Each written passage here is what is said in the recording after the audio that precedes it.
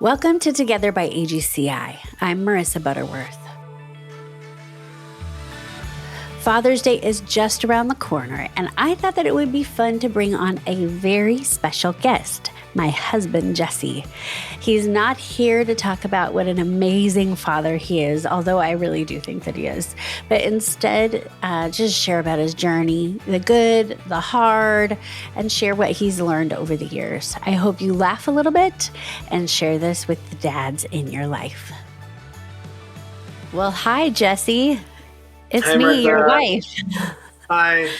Thank you for joining me on the podcast today. You're welcome. You told me I had to. I did. I threatened you and I put it on the calendar. So I thought we could do this just spontaneously, but it didn't work that way. So we had to schedule it. But this whole episode is kind of in honor of Father's Day. And I personally, without all jokes aside, I think you're one of the best dads that I have ever seen in action. And I've seen you doing it for 18 and a half years now. So I thought, who better to ask to talk about being a dad than you? You read that just like I wrote it. So thank you. Great job. I didn't even write that down. I didn't even read that. I just want to start by having you tell us about our children. Let's tell everyone. Well, we have 3 kids. Liam is our oldest. He's 18. He is about to graduate from high school and head off to Washington State University in a couple months. And I'm not okay with it. And it's 3 months. I think we still have 3 months because I am counting down. Oh, yeah, no, it's August. Yeah, you're right. Don't scare me. And then Finn is our middle son, and he's 15. He's about to get his driver's license here in like a month, which is crazy. And then our youngest, Harper, is 10, almost 11. And we are always forever grateful to AGCI for helping us bring her home from Ethiopia 10 and a half years ago. Yeah, that's crazy. Yeah. So thank you for that, for running through that. I appreciate it. You're welcome, Marisa. So I would love for you to share what kind of fatherly example you had. I mean, this can be talking about your dad. This can be talking about other, like, friends' dads, your grandpa. What did that look like for you? Yeah, I mean, I think speaking for myself, I know this has been true for a lot of my friends. I know this isn't for everybody, but I think, my dad was really my first hero. And growing up and just seeing, I don't know, who he was when I was a kid, and just, back in the 80s, this was very much still like, I'd see him in the morning and then he would take his briefcase, and go off to work for the day and come back at dinner, and we'd all sit around the table. And for some reason, I remember this like we would ask him what the Far Side comic was that day in the newspaper. He would tell us, like, that tells you how old I am. Dates you a bit, yes. Yeah. So, Papa, tell us about the newspaper. But that's good. That's legit. I mean, the Far Side was funny. Oh, just funny. Ancient. Yep. So, the thing that is always great about growing up, I think, if you really are doing it right, is you take all the lessons that were learned from previous generations, and you try to avoid it or learn from it or get better from it. And so I think that's something that I saw my dad do with his dad, who was just a quiet kind of guy who just really didn't have much of a voice in his house. And I know he loved my dad, but he was sort of that generation that you didn't really say it much, and I was very blue collar and grew up in a really tough area, and and he gave my dad better than he had, and my dad gave us better than he had, and so I think we just keep trying to grow and learn from those mistakes, and so I think that's kind of what I've seen over the years as a dad through my dad and his dad.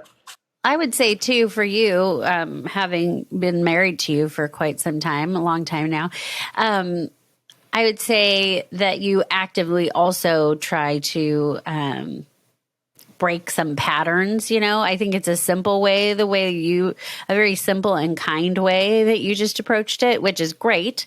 But I think we all have like familial patterns that it's important for us to try to break so that we don't pass them to our kids. And I think you're really good about actively working on yourself to try to do that. So that's something. Yeah, for sure. I mean, I think, that was, kind of the point I was trying to make, is exactly that there's things that we can learn from, there's things that we can grow from, and there's things that we're not going to take forward, and I think it's really helpful I'm a huge fan of counseling. I've never been shy about saying that. I think that there's still, for some reason, a stigma with men and counseling. And I think especially within the church, there's a stigma with men and counseling. And I'm just here to tell you that that's silly and dumb. And you should, that it's not, there's an antiquated, it's not even biblical. Like how many times does it say in the Bible that good counsel is a good thing? So, I just found that as I've been going through counseling, that it just brings you more perspective. And I think that when I first started counseling, it's easy just to try to assign blame for a lot of the things that, I've been dealing with, or maybe I was angry about or hurt or whatever.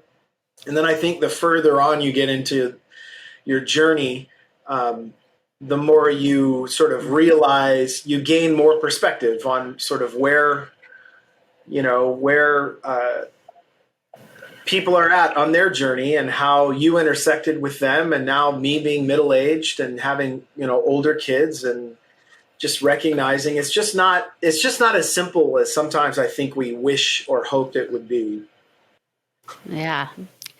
Ain't that the truth?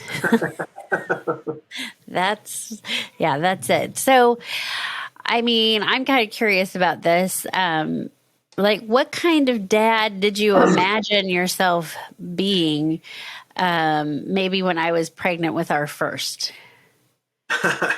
Okay, so I definitely thought I was going to be the get down on the ground and go outside and play and just be the dad that was always in those moments with the kids.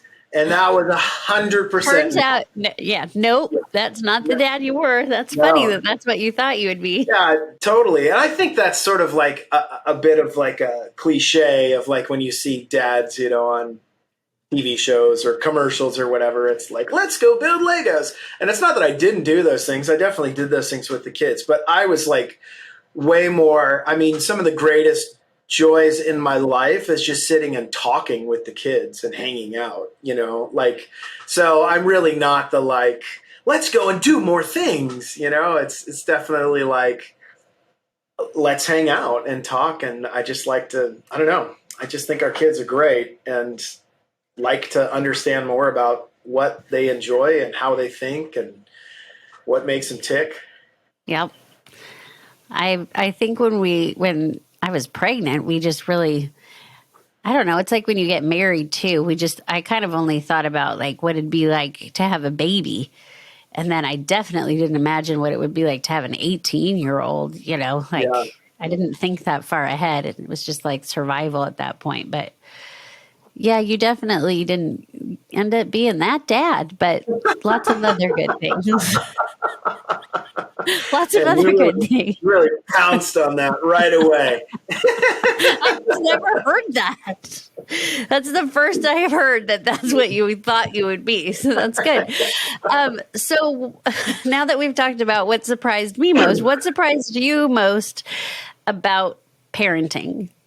Huh. That a hard one? Surprised me most about parenting would be how the things that would trigger me that my kids would do. Oh, yeah. I didn't think that was, I don't know. I thought it would be way more like large and in charge, in control, like just, and when you see, I mean, particularly, I mean, we always joke about this, but like our son Finn is like really a lot like me, and no one triggers me more than he does. And as far as kids go, and it's because some of the stuff that he does is just like what I did at that stage. And I don't know. And it just like pushes all these buttons, and I'm like trying to regulate and, like just try to figure out what's the best response, and just also remembering back to when I was that age, like what would have been a response that would have been actually like helpful to me. And usually the answer is none. Like if I decided to have done it at that age, I'm just going to do it. Yeah. So I don't know. Yeah, that was probably one of the biggest surprises. And also I think on a personal level, it was also surprising to me how much how much it hurt my feelings to be disrespected. As far as like, if they didn't listen to me, I immediately took it personally and would be like, how dare you disrespect me, and that this became all about me and my authority in the house. And, like just sort of the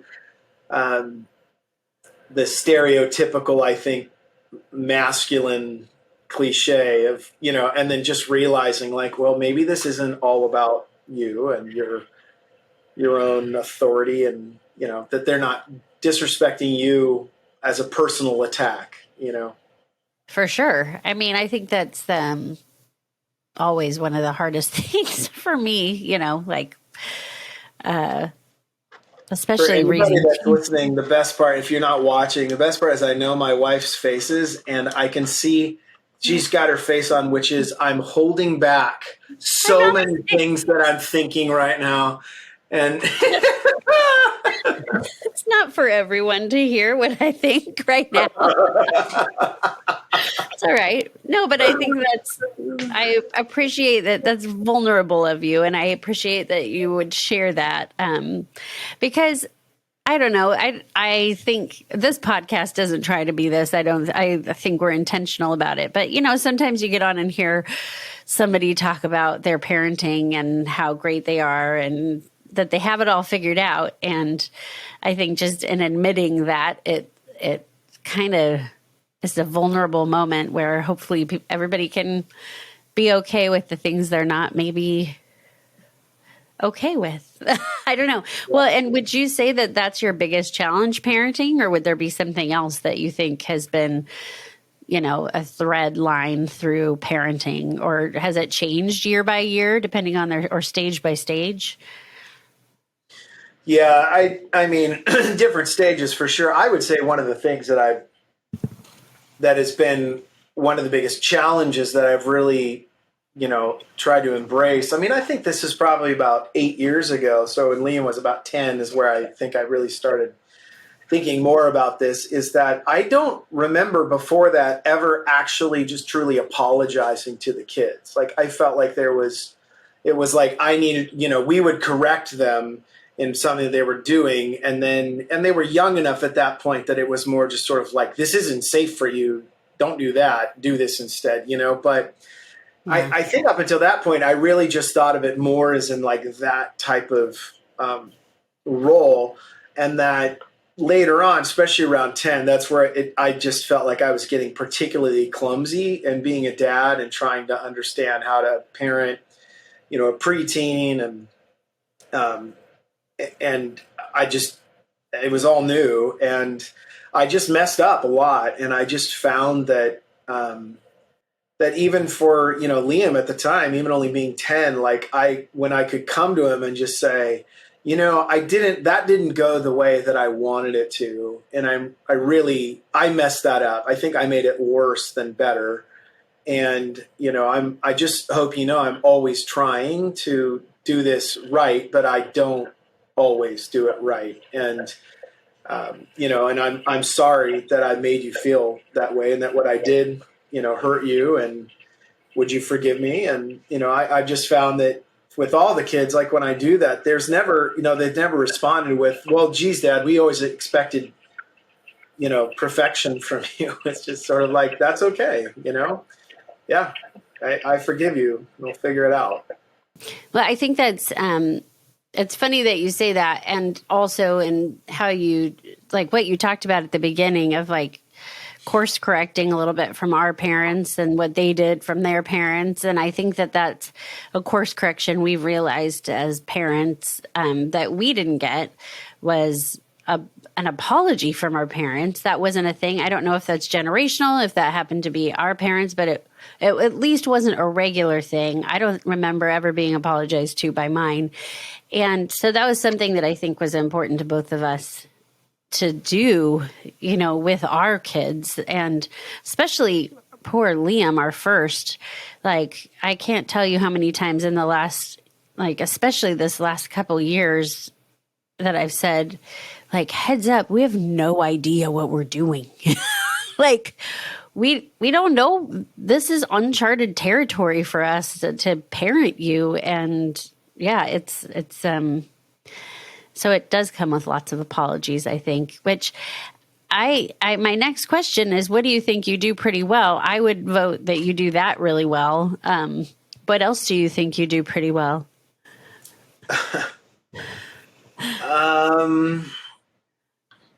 I do think that I'm pretty fun.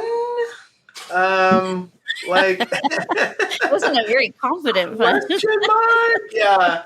I don't know. I try to do fun stuff with the kids, and, if it's just something as little as like, yeah, we'll just go sneak through Wendy's and get a Frosty real quick. Or if it's like, hey, I'm going to take you to a baseball game, or, getting to do kind of bigger, more fun stuff, like, taking Finn to the World Series a couple of years ago. And, I think that that's something, I don't know. I just think back on when I was younger, like those are a lot of the memories I took with me. Some of those, some of the smaller pieces of just like the really everyday type stuff where my folks were just present in some moment, but also the more sort of momentous, occasions of going to Washington, D.C. and, seeing Monticello and Monticello. I'm going to go with cello, like the instrument Monticello. Our Northeastern friend can tell us if that's right. Someone will correct us if we're if we're wrong, or if anyone listens. I don't know. Maybe no one will listen. No one will care. No. We're just having a conversation. Mispronouncing states and cities and landmarks. And and I think the other thing too is just trying to be vulnerable with the kids and just say things like, we were just talking about that. Was it yesterday we were talking about it? But just like the phrase of saying, that really hurt my feelings, which is such a hard phrase for, I think, a lot of men, including myself, to say, because it feels weak, I think, to say. But really, I don't know why we feel like that's weak, because I can't think of something more, strong than to be able to say how you feel. And so I think to be able to recognize when something hurts your feelings, and to be able to go back to your kids and say, hey, when you did that, that really hurt my feelings because, and hearing that, and hopefully they see us as like, just, humans that have emotions and feelings, and that we're not just these, armored up parent cops that, come in and bring the authority and the rules and lay down the law and then walk away. That's basically my role. So. Yeah. You are Robo-Mom. Yeah, right. Okay, what's your funniest, this can go all the way back, funniest dadding. I know that's not a word. Dadding story. What's the funniest thing you've ever Oh done? gosh, there's so many, but the first one that popped into my head right when you said that is when Finn was little. I mean, what was he, like 5 maybe at this point? I don't And know. he Is just it the story I decided think that, at soccer? yeah. No, So he was he like was about, 3. oh, 3. Okay. Yeah. Really? Okay. Yeah. So at that age, he decided that the world was his bathroom, that there was no reason to go into an actual restroom. You could just do it anywhere and everywhere. And so he just started It doing was that. right after potty training. Yeah, it was like diapers off, but you're Yep. just not going to stop me from Yep. So he like peed just in the going. kitchen garbage can, Garbage. Uh-huh. Yeah, like there's one. poop in the backyard. Like one time my brother was over and he stepped in it and he came in, he was like, "Oh man, I stepped in dog poop." Wait a minute. You guys don't have a dog. You don't have a dog. We're like, Oh, no, that was really embarrassing. We're like, that's oh, definitely Ben. Finn. And he wasn't ashamed of it. He wasn't even like, there was no side of it. He's like, yeah, what? I pooped in the Like, I had backyard. to go. What are you going to do? Which you can't be mad at that. I mean, it's just like, I mean, I so, could. I was. so we were at Liam's. Well, actually, you always remember the details better than I do. Was it his game? No, they both had soccer games that morning. So Finn had already played. Okay, and then Liam was on the field. Yes, Liam was on the field. Finn was standing on the sidelines with us. And on the sidelines, full of parents, he just drops trowel right there. And just like, and I'm like, no, no, no, no, no, no, no. So I pick him up from behind and I just start running. There was like a porta potty a ways away, like probably 100 yards away. In Finn's and I'm like defense. running, and then he just starts. Well, no, from behind, I was chasing behind you, and it was just like poop dropping from his little buns into the grass as we kept running. And by the time you made it to the bathroom, he was done. Oh, he was done. He was done. And I just remember I had to waddle because I was trying to run but keep my legs far apart so I didn't step on his poop. So everyone tuning in now, yes, we did just talk about poop, but there it is. That's the funniest. Dropped drastically. Yes, well, that's a good one. I wasn't thinking of that one, so that's good. So, I mean, who's the tougher parent, you or me? I'm going back to that. Like, who's the robo parent? Tougher. I think we're both pretty good about switching off. That there's never one that's always the tough one, the enforcer. Yeah, I think we do a pretty good job of. That's good. I was going to say, I think we both have our weaknesses and that there's stuff that we think is funny that the other one doesn't think is funny. So the one will be laughing while the other one's trying to like parent it. And so we maybe switch off on that. That's true. Know. But we do switch off. I wouldn't say one of us has to be the like bad guy all the time. Well, and I think too, we kind of have awareness of it because I remember like, especially through sort of the early teen years, that there would be times that we would kind of call out to each other like, hey, here's something that's fun. Why don't you tell him and take him, because you need a win here.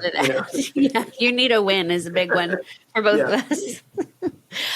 us. So here's a good one. Now that we've lived through raising babies and toddlers, what advice would you have given yourself as a young dad?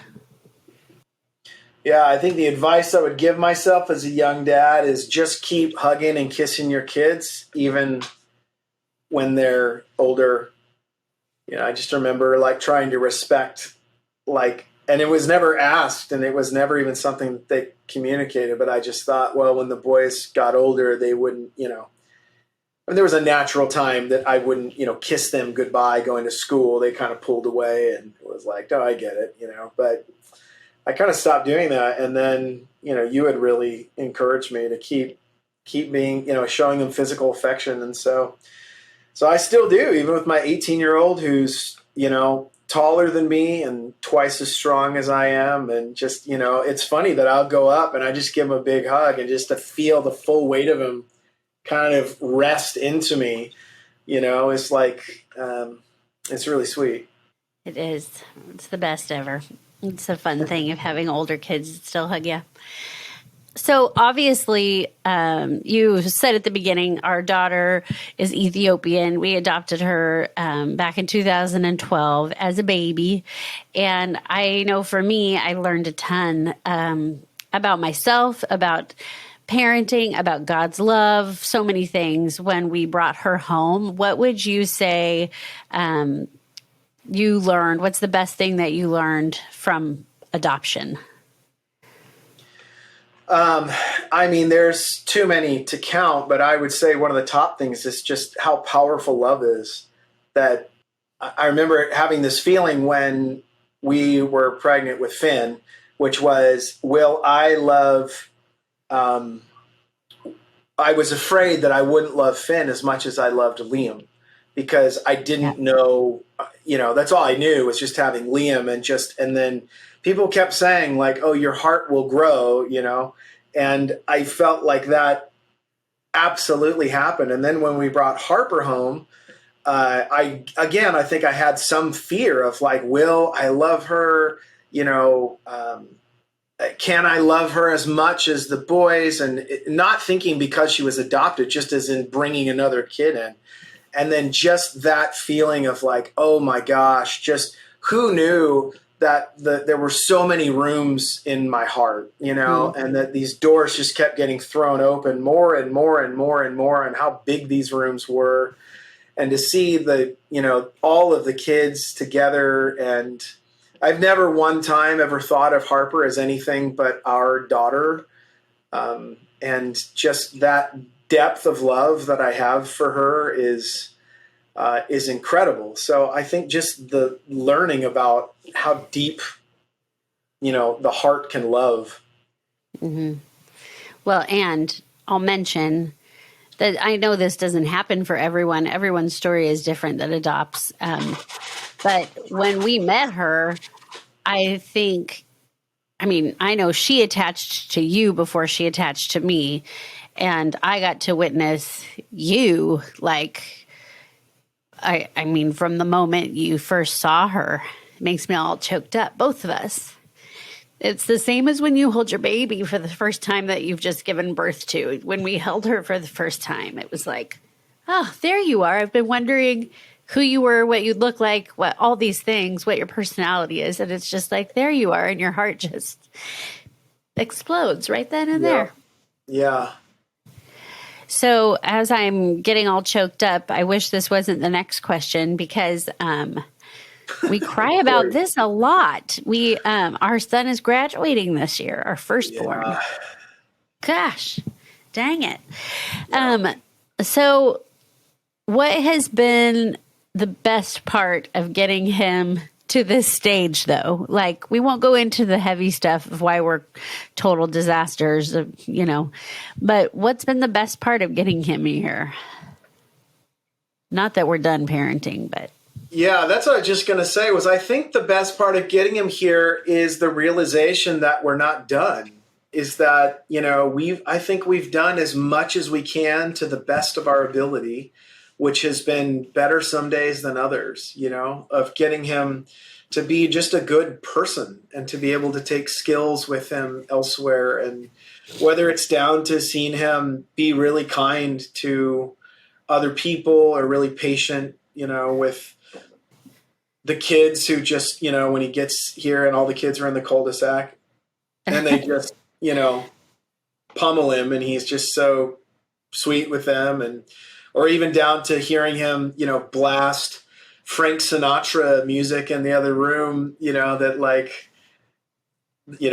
I love Frank Sinatra. So hearing him, share that love, I don't know, those little moments, I just see like, oh, man, he's a good kid. And also recognizing like, this isn't just it. It isn't like, okay, well, we've done our part. Now good Yeah. luck. That it's like, okay, now we enter into a new stage of parenting where, hopefully he'll come and ask us advice, or hopefully he'll come and share what's going on in his life, even though we're not physically there for, a lot of what's going on, since he's going off to school in another place. Yeah. It's interesting too, because we both, like, our stories were both more like, once we went, like, we both really wanted to go to college. It was like, okay, let's get out of here. We're going to go to college. This is it. We're making that transition.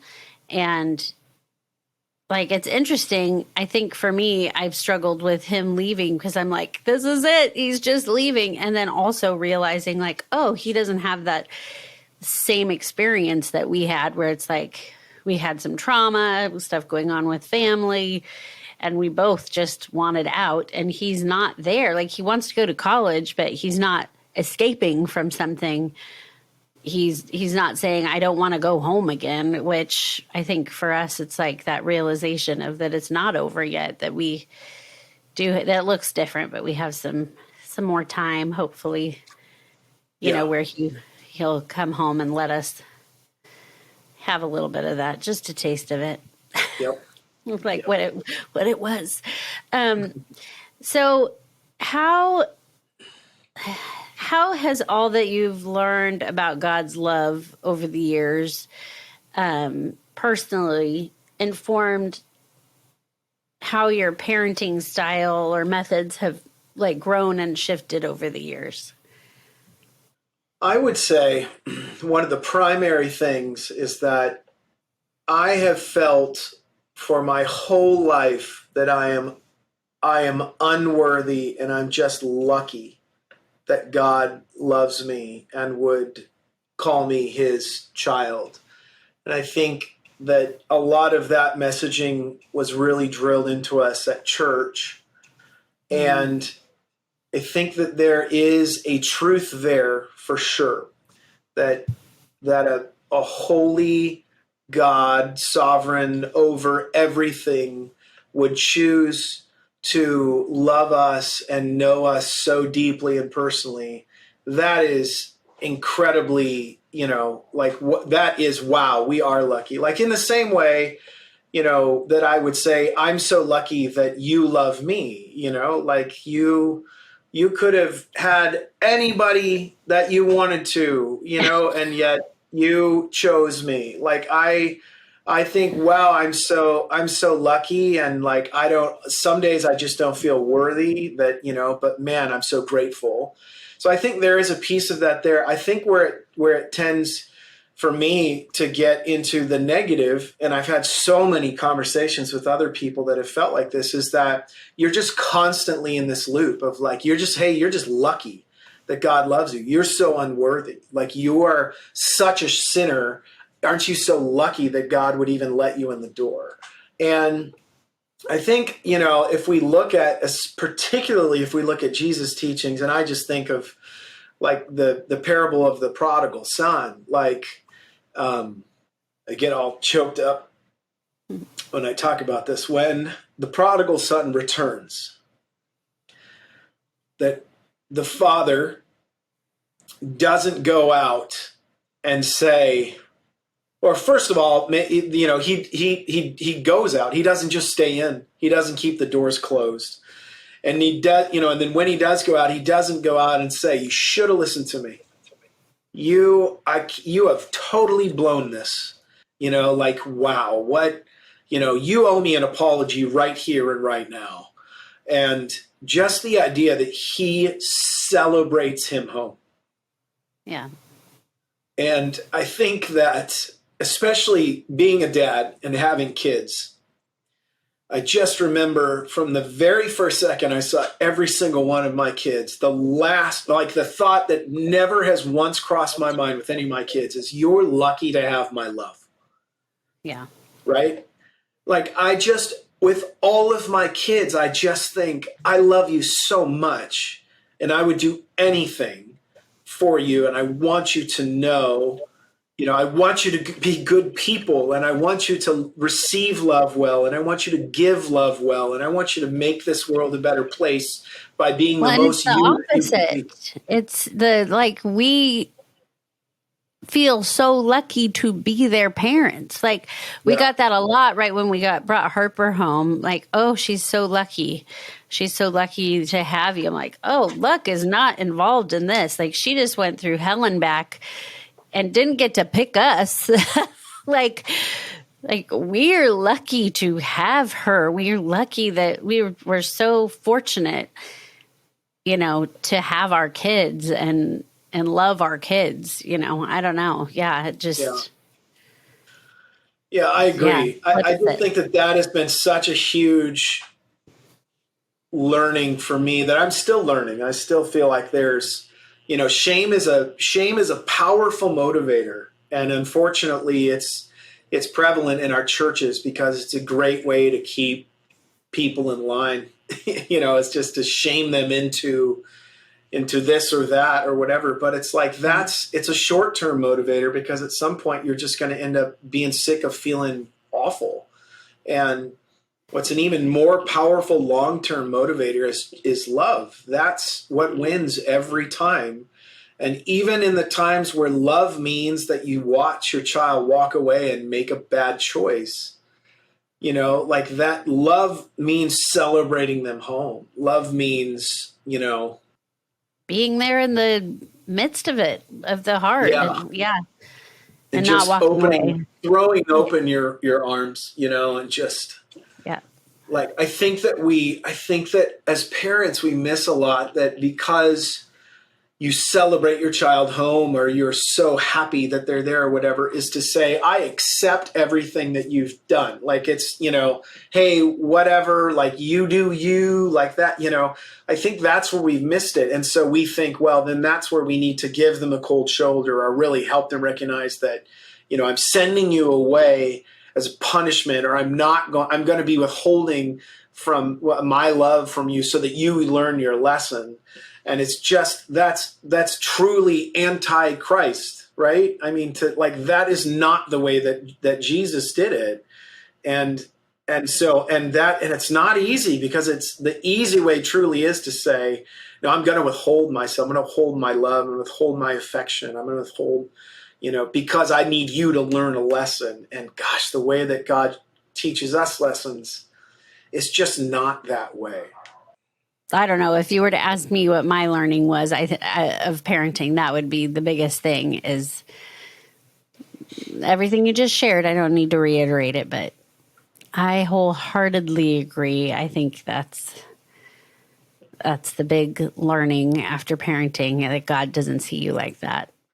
I think that's where I think so much of the hard work is in, kind of circling back to what we were talking about earlier, like even in counseling or just doing self-reflection and self-examination, is just recognizing how much of that programming is in us, how much of that programming is that we see God as just this, like, as withholding, and as, as someone who seems to take joy in disciplining us in a really tough way, as opposed to that he, a God that always calls us out, as opposed to a God that's always calling us in. So last question, the most serious of all, if you could parent with any one person in the world, who would it be? I'd probably go with like Jane Russell circa, 1965. She was probably crazy. That was a trick question and you failed. Dang it. The answer was supposed to just be you, honey. You're the person I would choose. Me? I would choose me. I would choose me. I do choose me. It's Cut you. Every time it's you. I give you a hard time. Cut all of it. I'm not doing this podcast. I'm finding another dad. I told you. I warned you up front. I was like, you picked the wrong guy. Honey, I would parent with you every step of the way. I would do it all again with you too. What's that? I said, yeah, because you don't have a choice. So yeah, right. That's good. I loved how much we have grown together throughout this. Thank you. Now I'm going to wrap it up, though. Well, honey, thank you for joining me on the podcast. I swear I learn something new every time we talk, and I appreciate, I don't know, that you'd get on here and be open and honest and vulnerable and share, all the good stuff and all the hard stuff too that you've learned. And you're an amazing dad. You're not just an okay dad. You're an amazing dad. And someday I really hope our kids agree. It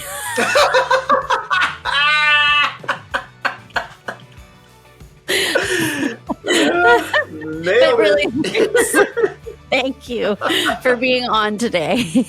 And happy Father's Day. My Almost. pleasure. Thank you.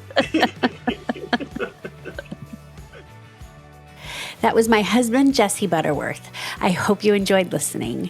If you like what you heard, please share it with all your people. Make sure to follow us and rate us wherever you listen to podcasts. Keep up with us on social media by following us on Instagram and Facebook at All God's Children International. Thank you for watching or listening to Together by AGCI.